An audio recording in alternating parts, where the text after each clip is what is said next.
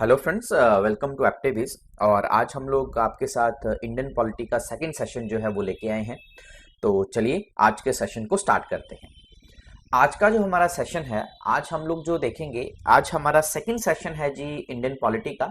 इससे पहले हम एक सेशन कर चुके हैं जिसमें हमने ड्राफ्टिंग ऑफ कॉन्स्टिट्यूशन के बारे में पढ़ा था। और आज के इस सेशन में हम ये पढ़ेंगे कि संविधान की प्रमुख विशेषताएं क्या हैं, that is salient feature of the constitution. यानी कि हमारा जो इंडियन संविधान है उसके क्या क्या प्रमुख और क्या क्या महत्वपूर्ण हमारे पास विशेषताएं थी। तो फर्स्ट पॉइंट है हमारे पास, it is the longest written constitution of the world. देखिए, अगर आप इंडिया के कॉन्स्टिट्यूशन की बात करें तो पूरे वर्ल्ड में सबसे बड़ा रिटन कॉन्स्टिट्यूशन जो है वो भारत का है जी। इंडियन कॉन्स्टिट्यूशन जो है वो सबसे बड़ा लिखित संविधान है। उसी तरह ये अपने एक याद रखना है कि जो इंग्लैंड है, इंग्लैंड का कॉन्स्टिट्यूशन जो है वो ऑरल कॉन्स्टिट्यूशन है। तो एकमात्र ऐसी कंट्री जिसका कॉन्स्टिट्यूशन ऑरल लिखा गया है, दैट इज इंग्लैंड। नेक्स्ट जो टॉपिक है, नेक्स्ट जो पॉइंट है वो देखिए। अगर हम बात करें तो इसके 25 चैप्टर्स हैं, यानी कि मैंने आपको बताया था भाग, इनको हम पार्ट्स कहते हैं। 25 हमारे इंडियन कॉन्स्टिट्यूशन के पार्ट्स हैं। ओवर 450 इसके आर्टिकल्स हैं और 12 इसके जो हैं क्या हैं, शेड्यूल्स हैं। यानी कि इसको इस तरह से इसमें क्लासिफाई किया गया है। नेक्स्ट पॉइंट है जी, इट प्रोक्लेम्स इंडिया एज सोवर्ण। देखिए, सोवर्ण का मतलब ये होता है कि हमारे ऊपर किसी भी और कंट्री का राज नहीं है।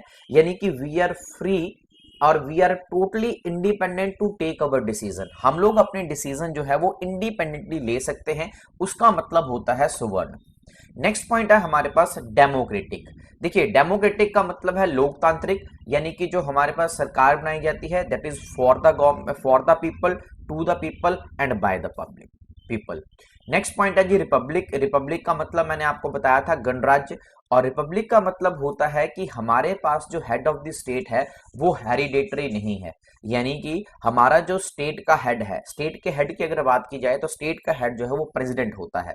तो हमारे जो प्रेसिडेंट है उनके ऊपर वंशवाद नहीं है। ऐसा नहीं है कि रामनाथ कोविंद जी अगर हमारे प्रेसिडेंट बने हैं तो उनका बेटा आगे प्रेसिडेंट बनेगा, फिर उनके बेटे का बेटा आगे प्रेसिडेंट बनेगा। ऐसा बिल्कुल भी नहीं है। रिपब्लिक का उल्टा जो वर्ड होता है वो होता है मोनार्क। मैंने आपको पहले भी बताया था कि जो इंग्लैंड है वो इंग्लैंड जो है वो मोनार्क है और डेमोक्रेटिक है। इंडिया जो है वो रिपब्लिक है एंड क्या है, डेमोक्रेटिक है। नेक्स्ट पॉइंट देखिए जी। नेक्स्ट पॉइंट है कि fundamental rights guaranteed to all the citizen. देखिए, हमारे जो इंडियन कॉन्स्टिट्यूशन है ये हमें प्रोवाइड करता है फंडामेंटल राइट्स। देखिए, किसी भी इंडिपेंडेंट कंट्री के सिटीजन्स को फंडामेंटल राइट्स प्रोवाइड करना एक कंट्री की बहुत ही ज्यादा नेसेसिटी है। देखिए, वो उन्हें मौलिक अधिकार देते हैं और मौलिक अधिकारों में ये डिफरेंस होता है कि अगर कभी भी आपके मौलिक अधिकारों की उल्लंघना होती है तो आप डायरेक्टली सुप्रीम कोर्ट को अप्रोच कर सकते हैं। तो कभी भी अगर मौलिक अधिकार की उल्लंघना की जाए तो सुप्रीम कोर्ट को अप्रोच किया जा सकता है। नेक्स्ट पॉइंट आता है जी directive principle of state policies, जिनको कहते हैं डीपीएसपीस। राज्य नीति के निर्देशक सिद्धांतों को भी इसमें शामिल किया गया था। नेक्स्ट पॉइंट आ गया हमारे पास, it establish the parliamentary system of government. देखिए, पार्लियामेंट्री सिस्टम ऑफ गवर्नमेंट कभी भी अगर आपके पास आए तो पार्लियामेंट्री सिस्टम ऑफ गवर्नमेंट का मतलब होता है कि वहां पे जो प्रेसिडेंट है वो एक कॉन्स्टिट्यूशनल हेड है। उसके नीचे हमारे पास यूनियन कैबिनेट आएगी जो रियल एग्जीक्यूट करेगी, लॉ बनाएगी, और लोकसभा जो है उसके लिए क्या होगी जी, रिस्पॉन्सिबल होती है। जब भी पार्लियामेंट्री गवर्नमेंट की बात की जाए तो आपको एक चीज याद होनी चाहिए कि सबसे पहले हम बात करते हैं प्रेसिडेंट की, फिर हम बात करते हैं लोकसभा की, और फिर हम बात करते हैं राज्यसभा की। यानी कि पार्लियामेंट्री फॉर्म ऑफ गवर्नमेंट में ये सब चीजें जो है इंक्लूड होती हैं। नेक्स्ट पॉइंट है हमारे पास, it is federal in normal time but unitary during emergencies. देखिए, फेडरल का मतलब होता है डिवीजन ऑफ पावर। देखिए, दो तरह से डिवीजन ऑफ पावर होती है, एक सेंट्रल पावर है जी और एक स्टेट पावर है। यानी कि पावर को दो चीजों में बांटा गया है, एक सेंटर में और स्टेट में। लेकिन जब कभी भी हम यूनिटरी की बात करते हैं, अगर कोई इमरजेंसी आ जाती है तो हमारा जो इंडियन कॉन्स्टिट्यूशन है वो हमें एक यूनिटरी होने की परमिशन देता है, या पावर देता है, इसका मतलब है उस टाइम पे जो पूरा रूल एंड रेगुलेशन है दैट इज गवर्न्ड बाय क्या, सेंटर। नेक्स्ट पॉइंट आता है it is neither too rigid not too flexible, ये ना ही बहुत कठोर है और ना ही बहुत ही लचीला है। ये अगर आप चाहें तो इसको हम इसमें अमेंडमेंट भी कर सकते हैं, राइट। नेक्स्ट पॉइंट जो है it declare country as a secular state. देखिए the word secular is very very very important. Secular का मतलब होता है धर्मनिरपेक्ष। हमारे इंडियन कंट्री का कोई भी धर्म नहीं है। ऐसा नहीं है कि इंडिया जो है मुस्लिम कंट्री है या सिख कंट्री है या हिंदू कंट्री है। We are totally secular state, यानी कि हम बिल्कुल ही क्या है, धर्मनिरपेक्ष हैं। नेक्स्ट पॉइंट है it guaranteed single citizenship.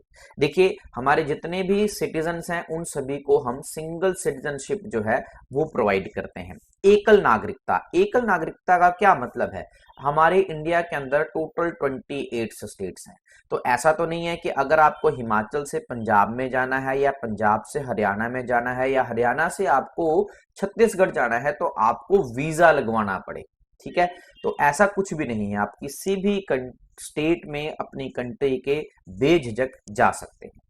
Next point आता है it guaranteed adult franchise. Adult franchise का मतलब है कि 18 साल से अधिक आयु के लोगों को वोट देने का अधिकार है। नेक्स्ट पॉइंट आता है 42nd अमेंडमेंट 1976 को हम मिनी कॉन्स्टिट्यूशन कहते हैं। इसे मिनी कॉन्स्टिट्यूशन इसलिए कहा जाता है क्योंकि इस दौरान हमारे संविधान में सबसे ज्यादा संशोधन किए गए थे, यानी कि सबसे ज्यादा अमेंडमेंट की गई थी। इसलिए हम 42nd अमेंडमेंट 1976 को मिनी कॉन्स्टिट्यूशन के नाम से जानते हैं। नेक्स्ट पॉइंट है इट प्रोवाइड्स इंडिपेंडेंट जुडिशरी। देखिए हमारे जो जुडिशरी सिस्टम है ये टोटली इंडिपेंडेंट है, इसके ऊपर किसी का भी कोई भी प्रभाव नहीं है, ये इंडिपेंडेंटली अपने डिसीजन दे सकती है। तो ये था हमारे पास आज का सेशन। होप आप लोगों को सेशन ये पसंद आया होगा। अगर आप लोगों को ये सेशन पसंद आया है तो इसे अपने दोस्तों के साथ शेयर जरूर करें, और जिन लोगों ने हमारा चैनल सब्सक्राइब नहीं किया है वो प्लीज हमारे चैनल को सब्सक्राइब कर लें ताकि और ऐसे वीडियोस वो हमारे चैनल पे देख सके। Thanks to be the part of एप्टिविज। जय हिंद, जय भारत।